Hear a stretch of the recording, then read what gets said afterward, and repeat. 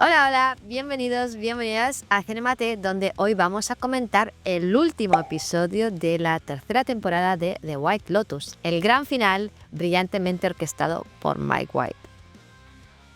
Y antes de meterme de lleno con el octavo episodio, tengo que confesar que no logré publicar mi análisis del séptimo episodio, aunque hice 2 hojas de apuntes mientras lo veía. La vida lamentablemente no siempre coopera, aunque se quieran hacer las cosas, a veces no se puede. Pero al menos os comento en 2 frases lo que me pareció. El séptimo episodio estuvo cargado de finalmente, ¿no?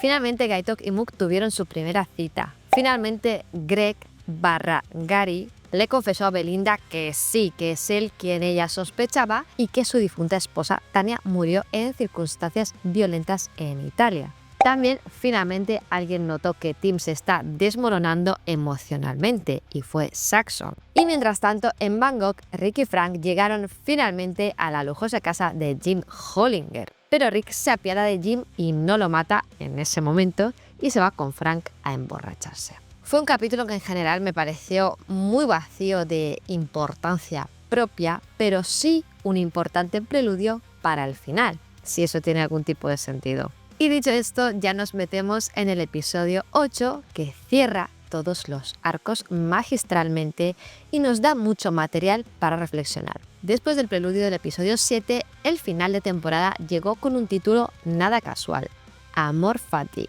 Esta frase en latín, que significa amor al destino, fue adoptada por el filósofo Friedrich Nietzsche como una invitación a abrazar todo lo que nos toca vivir, lo bueno, lo malo y lo doloroso. Y si nos dejamos guiar por esa lógica, la tercera temporada de The White Lotus fue una verdadera purga espiritual, con un número de cadáveres que cerró la teoría de los 3 que atravesó toda la temporada.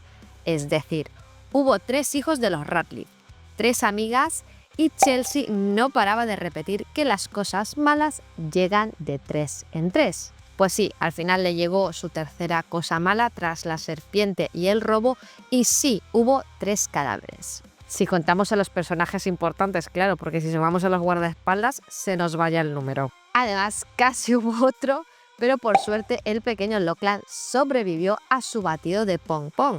Un milagro tropical y una experiencia espiritual que él mismo describió como ver a Dios. Aunque técnicamente el fruto del árbol pong pong no provoca alucinaciones como síntoma real, lo que experimenta Lachlan tras ser envenenado parece ser algo mucho más profundo que una simple reacción física. No se ahoga realmente.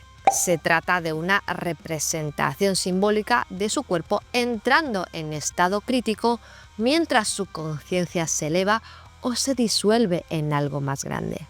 Verlo nadando hacia la superficie es como presenciar su lucha interna por sobrevivir, una especie de renacer desde el umbral de la muerte. Y justo antes de volver, Lachlan se detiene bajo el agua y ve 4 figuras de pie formando un semicírculo y mirándolo desde arriba.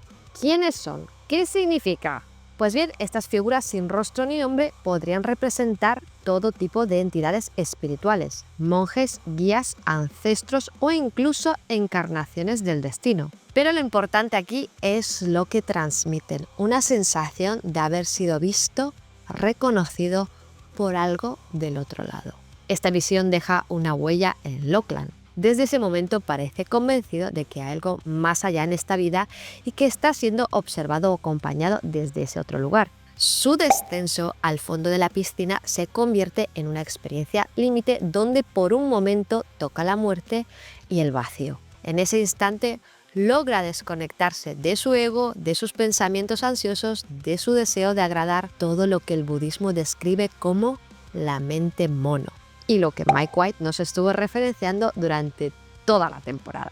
Lachlan regresa con una sensación de haber vivido algo divino. No tiene el vocabulario ni el conocimiento para explicarlo desde el budismo, así que lo llama ver a Dios. Pero lo que vivió se alinea perfectamente con la visión budista de la muerte, no como un final, sino como un paso entre realidades. El agua donde nada simbólicamente es ese puente entre 2 mundos. Y las figuras que lo observan podrían haber sido sus guías hacia el otro plano o hacia una nueva forma de ver esta misma vida. Es un momento profundamente espiritual que marca un antes y un después en su personaje. Y aunque no entienda del todo lo que pasó, esa experiencia lo transforma. Una escena perfecta al final de una temporada sobre la espiritualidad. Si la primera temporada giraba en torno al dinero y la segunda al sexo, esta tercera temporada se metió de lleno en el terreno movedizo de la identidad. Todos los personajes, desde el personal del hotel hasta los huéspedes,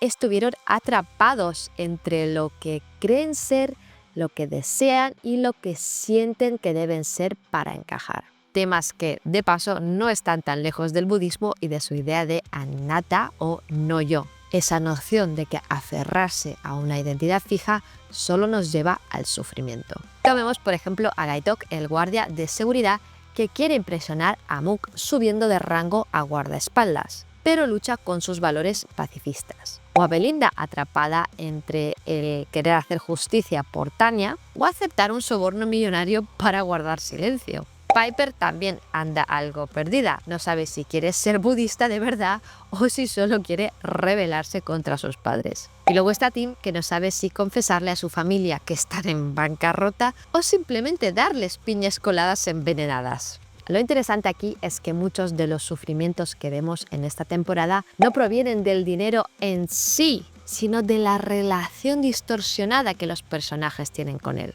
Algunos ya lo tienen y viven con miedo a perderlo, otros lo persiguen desde la carencia, como si fuese la única forma de obtener seguridad, amor o validación. Pero The White Lotus no condena el dinero como algo negativo. De hecho, podríamos decir que el dinero en sí mismo es energía neutral, una extensión del deseo humano, de la intención de lo que se quiere manifestar en el mundo. En ese sentido, el dinero tiene un enorme potencial. Puede sanar, transformar, crear belleza, sostener proyectos nobles. Pero cuando se busca desde la escasez, el ego o el miedo se convierte en un espejo de nuestras sombras. Y ahí es cuando empiezan los derrumbes emocionales y existenciales, que es lo que vemos aquí en los personajes que no caen por culpa del dinero, sino por el significado que proyectan sobre él. Porque en el fondo ninguno está enfrentando el dinero como energía creativa, sino como símbolo de poder, control o redención. En el clímax del episodio, Rick regresa al hotel para encontrarse con Chelsea y tratar de cerrar el ciclo. Pero claro, el destino tenía otros planes. Jim Hollinger, el hombre que Rick cree responsable de la muerte de su padre, lo confronta nuevamente, lo insulta y deja caer una bomba. El padre de Rick quizá no era ningún héroe. Aquí Rick, incapaz de contenerse, de controlar su impulso, le dispara con el arma que Jim llevaba encima. Y el golpe más trágico viene cuando se desvela que Jim era el verdadero padre de Rick. Una teoría que ya teníamos y es una alegría confirmarla. Alegría relativa.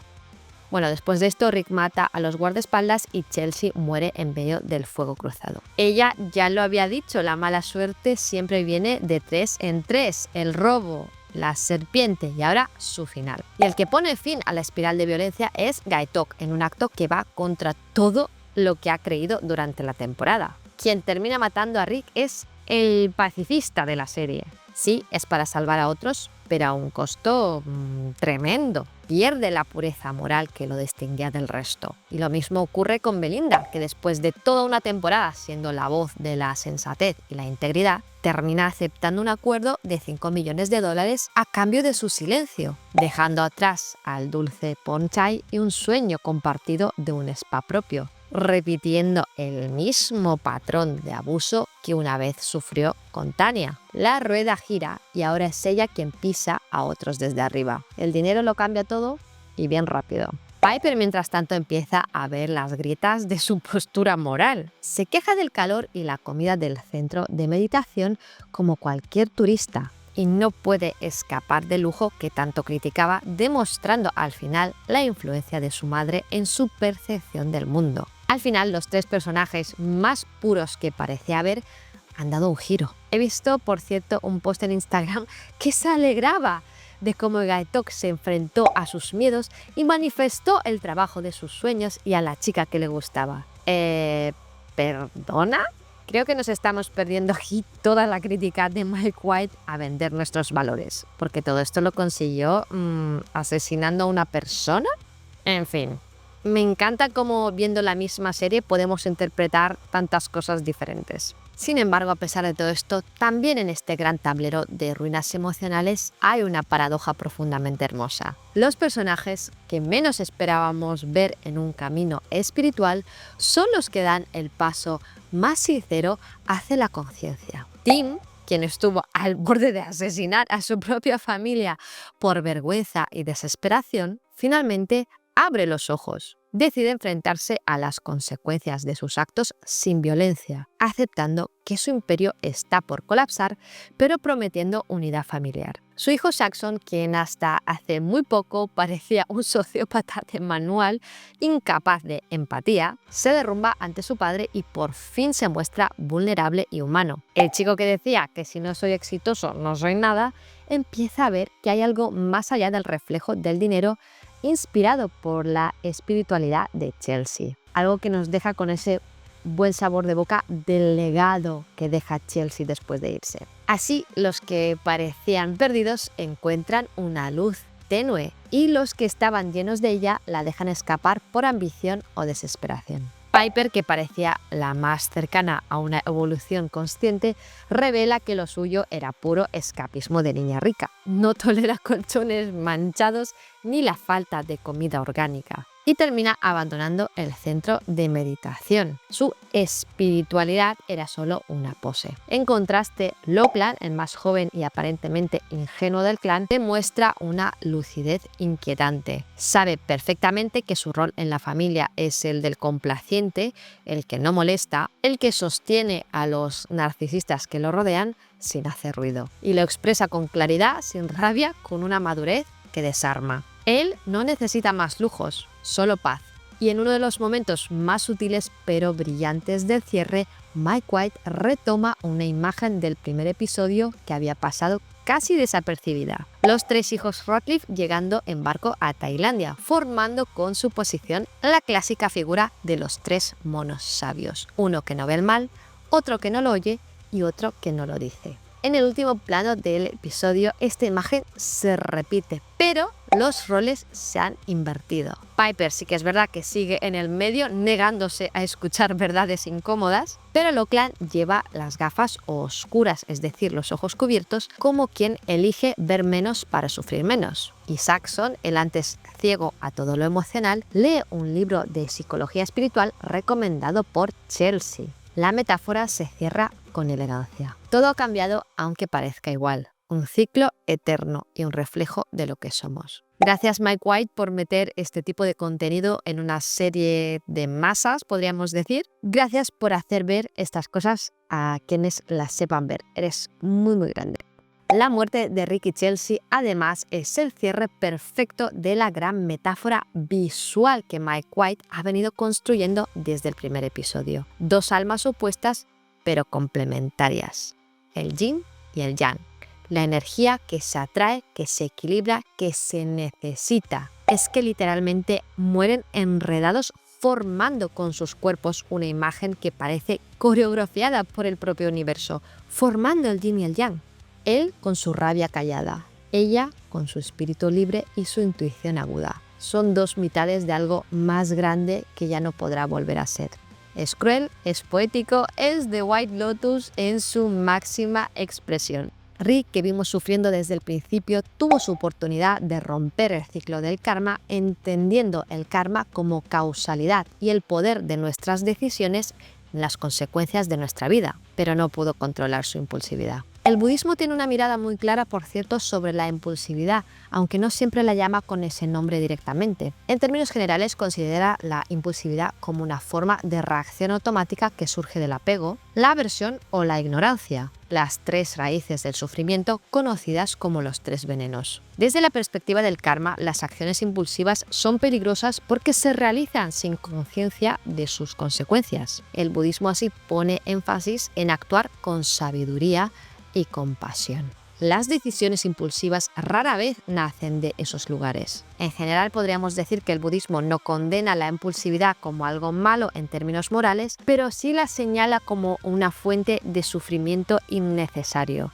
Y es exactamente lo que hemos visto aquí. Rick y Chelsea pasan por un sufrimiento totalmente innecesario de dos personas que podían quererse y disfrutar de la vida, pero acabaron muertas. Pero no todo fue oscuridad. Jacqueline, Kate y Lori, enemigas amigas de toda la vida, lograron una especie de reconciliación. ¿Quién lo iba a decir? En una escena muy potente que, por cierto, fue improvisada, ya que Mike White no incluyó en el guión la confesión de amor entre las tres mujeres, Lori suelta una reflexión que encapsula mucho el espíritu de esta temporada. No necesita religión ni dogmas para darle sentido a su vida. Lo que le da sentido es el simple paso del tiempo, una forma de tocar el nirvana, aunque sea por un segundo. Aquí estamos hablando de la presencia en el momento presente. Por favor, id preparando los semis para Aztecas, porque lo vale, ¿eh? Al final, Amor Fati no solo resume el episodio, sino toda la filosofía de The White Lotus. Aceptar que la vida es un caos hermoso y muchas veces cruel, y que lo mejor que podemos hacer es aprender a bailar, a fluir por la vida, no resistir. Y mientras las olas tailandesas siguen rompiendo en la orilla y los hoteles se llenan de nuevos rostros ricos y confundidos, el ciclo está listo para repetirse, porque como Nietzsche lo intuía, lo que nos destruye también puede liberarnos. O al menos mostrarnos quiénes somos de verdad, si es que alguna vez lo supimos. ¿Habrá una oportunidad para evolucionar? Lo veremos en el futuro, porque mientras haya un hotel lujoso y cócteles, seguro que habrá otra temporada. Hemos tenido un cierre brillante de temporada como no podía ser de otra manera. Y quiero agradeceros desde el corazón todos los comentarios y mensajes de apoyo en los vídeos, porque son lo que hacen posible que sigamos publicando contenido. Así que deja un buen like, comenta, comparte, suscríbete para apoyarnos si te gustan estos vídeos. Gran abrazo y nos vemos en el siguiente vídeo.